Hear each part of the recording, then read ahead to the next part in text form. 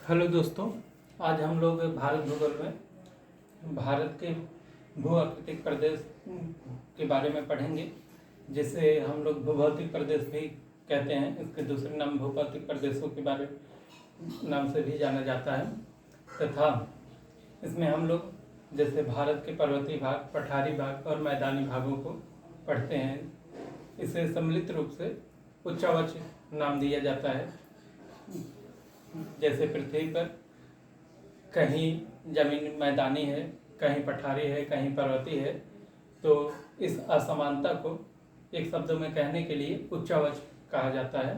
उच्चावच से तात्पर्य यह है कि किसी जमीन की बनावट अलग अलग हो सकती है, वहाँ के उच्चावच कैसा है।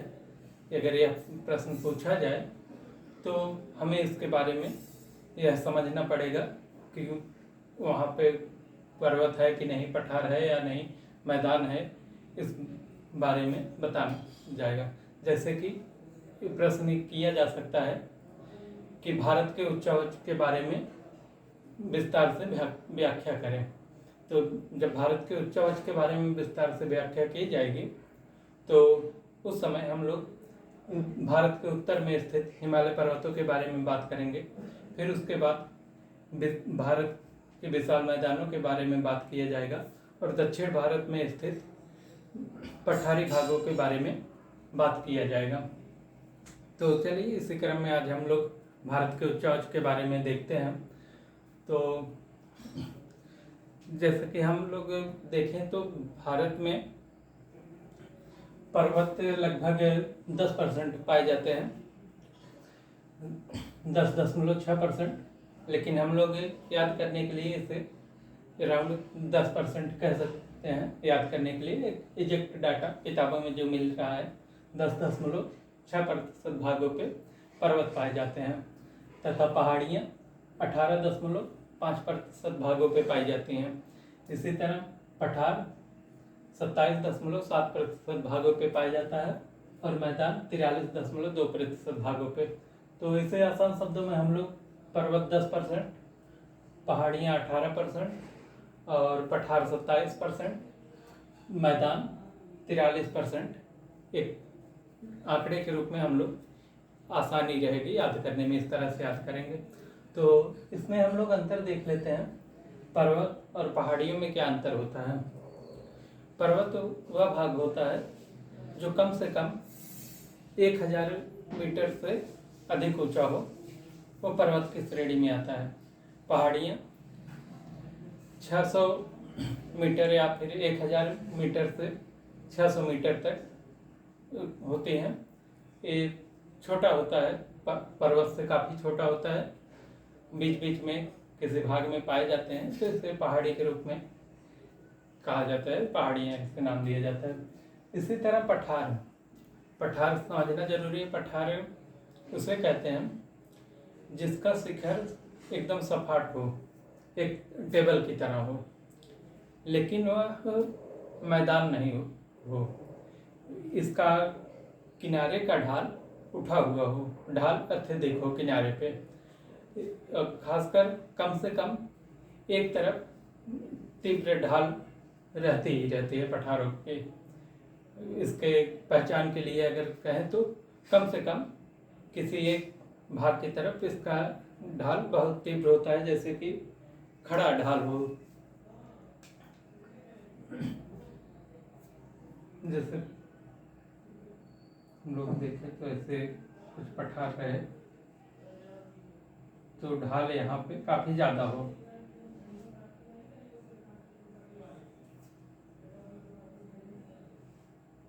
इस साइड जैसे ढाल ज्यादा रहे। और पठारों के बीच बीच में पहाड़ियाँ भी पाई जाती हैं, छोटी छोटी पहाड़ियाँ, नदियाँ इत्यादि पठारों पे पाए जाते हैं। एक खनिज पठार अक्सर खनिज के दृष्टि से भी काफ़ी महत्वपूर्ण होते हैं। जैसे कि भारत में दक्कन का पठार वगैरह है तो थोड़ा रहता है, खनिजों के दृष्टि से भी पठार थोड़े महत्वपूर्ण होते हैं आर्थिक रूप से। तो देखते हैं हम लोग हिमालय के बारे में थोड़ा बहुत। तो हिमालय का आज इंट्रोडक्शन ही हो पाएगा, ज़्यादा तो आज की क्लास में नहीं हो पाएगा, फिर भी देखते हैं जो भी हो जाए। अच्छा, एक चीज़ यहाँ हम लोग समझ लें कि हिमालय भारत में स्थित कहाँ से कहाँ तक है। मैप पे अगर देखा जाए तो सबसे उत्तर में भारत में काराकोरम श्रेणी आती है, फिर उसके बाद लद्दाख, फिर जास्कर, उसके बाद बृहद हिमालय का भाग शुरू होता है, फिर लघु हिमालय या मध्य हिमालय कहें, और उसके बाद शिवालिक हिमालय या बाह्य हिमालय के नाम से जिसे जाना जाता है। यहाँ पे लद्दाख, जास्कर, काराकोरम को ट्रांस हिमालय के नाम से भी जाना जाता है। इसे ट्रांस हिमालय यानी कि ये हिमालय से पहले का भाग है। हिमालय का मुख्य भाग ये बृहद हिमालय या महान हिमालय से ही शुरू होता है। तो हम देखते हैं हिमालय का विस्तार यह पश्चिम में नंगा पर्वत से लेकर नामचा पर्वत तक विस्तृत है। यहाँ जम्मू कश्मीर में नंगा पर्वत से लेकर अरुणाचल प्रदेश में नामचा पर्वत तक इसका विस्तार पाया जाता है।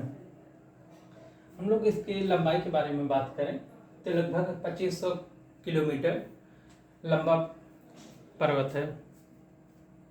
इसकी चौड़ाई के बारे में बात करें तो पश्चिमी भाग में इसकी चौड़ाई अधिकतम है, ज़्यादा है, जैसे कि 400 किमी के लगभग है।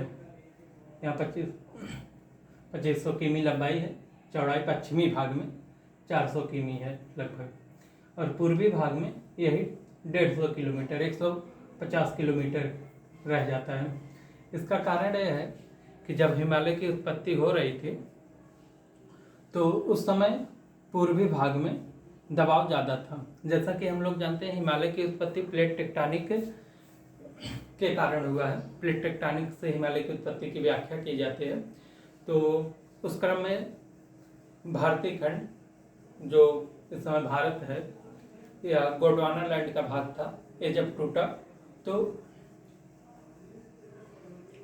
पूर्व और उत्तर पूर्व की तरफ अफ्रीका से टूटने के बाद चलने लगा। जैसे कि यहाँ पे मान लो यहाँ इधर अफ्रीका है तो यहाँ से उत्तर पूर्व की तरफ गति करते हुए आगे बढ़ा। तो यहाँ पे अंगारा लैंड का भाग, वही यूरेशियन प्लेट का भाग जो था, यहाँ पे पहले से अवस्थित था। तो उस समय जब ये भारतीय खंड यहाँ पे टकराता है तो सबसे पहले यहाँ पश्चिमी भाग का टक्कर होता है। और जैसा कि हम लोग जानते हैं कि यहाँ पे 33 सागर था, 33 सागर के अवसाद वगैरह जमा होने लगे इसके दबाव में, यहाँ पे पर्वत का रूप लेने लगे। और यहाँ पे थोड़ा नोखिला भाग है और इसकी गति इस तरफ थी, पूर्व की तरफ थी, उत्तर पूर्व की तरफ। तो नीचे का जो भाग था, इधर प्रायद्वीपीय भारत का जो भाग था, ये उत्तर पूर्व की तरफ इधर ज़्यादा दबाव लगाने लगा, जिससे कि इधर चौड़ाई हम लोग देखते हैं कि कम हो जाता है। और चौड़ाई कम होने के साथ साथ यहाँ पर्वतों की ऊंचाई ज़्यादा हो जाती है। पर्वत जैसे यहाँ पूर्वी भाग में ही माउंट एवरेस्ट, मकालू, कंचनजंगा, धौलागिरी जैसे पर्वत, ऊंचे पर्वत इधर ही पाए जाते हैं, पूर्वी भाग में ही हिमालय के। तो इसलिए हम लोग देख सकते हैं कि पूर्वी भाग में हिमालय की चौड़ाई कम होती है। अब आगे यही, अभी यहाँ पे हमने बताया कि हिमालय को लगभग वही 4 भागों में बांटा जाता है। ट्रांस हिमालय, बृहद हिमालय, महान हिमालय, इसे हिमाद्री भी कहते हैं, मध्य हिमालय, शिवालिक हिमालय। शिवालिक हिमालय को बाह्य हिमालय कहते हैं। यहाँ पे सबसे नया हिमालय है, हिमालय का सबसे नया भाग शिवालिक हिमालय है, जो कि नदियों द्वारा बीच बीच में काटा गया है। और तब ये कटा हुआ भाग मिलता है, हम लोगों को लगता है कि बीच बीच में ये पहाड़ को काटा हुआ है। तो चलिए आज के, हाँ एक चीज़ और देख लेते हैं हम लोग आज ही, कि हम हिमालय पर्वत जो है यह भारत के तरफ अवतल तथा नेपाल की तरफ, चाइना की तरफ उत्तल है। इसका उत्तल भाग नेपाल की तरफ है, अवतल भाग भारत की तरफ है। तो हम लोग फिजिक्स में जब देखते हैं तो एक गोली दर्पण को जब उभरे हुए भाग पे लेप लगाया जाता है तो वह उत्तल दर्पण की तरह काम करता है, उत्तल दर्पण कहलाता है। वहीं अवतल दर्पण जब दबे हुए भाग पे, किसी गोली दर्पण के दबे हुए भाग पे जब लेप लगाया जाता है तो उसका उभरा हुआ भाग अवतल दर्पण के रूप में कार्य करता है या उसे अवतल दर्पण कहा जाता है। तो उसी तरीके से हम लोग देखें तो हिमालय का ये जो आकृति है यहाँ पे, तो कुछ कुछ इसी आकार का बनता हुआ दिखता है। यहाँ से शुरू होकर यहाँ पे हम अवतल और उत्तल को दर्शाए हुए हैं। तो देख लीजिए यहाँ लेप लगाया जाता है उभरे हुए भाग पे, वो फिजिक्स का कॉन्सेप्ट है, लेकिन हाँ ये दबा हुआ भाग ही के कारण इसे उत्तल अवतल के रूप में बोल दिया जाता है। बाकी बस आज के लिए इतना ही करते हैं, फिर आगे कल इसके बारे में विस्तार से बात होगी। ट्रांस हिमालय, महान हिमालय, मध्य हिमालय। हम लोग देखते हैं कि जो भारत की सबसे ऊंची चोटी है वो काराकोरम श्रेणी में K2 पर्वत पाया जाता है। बाकी कल इन सब के बारे में विस्तार से बात होगी।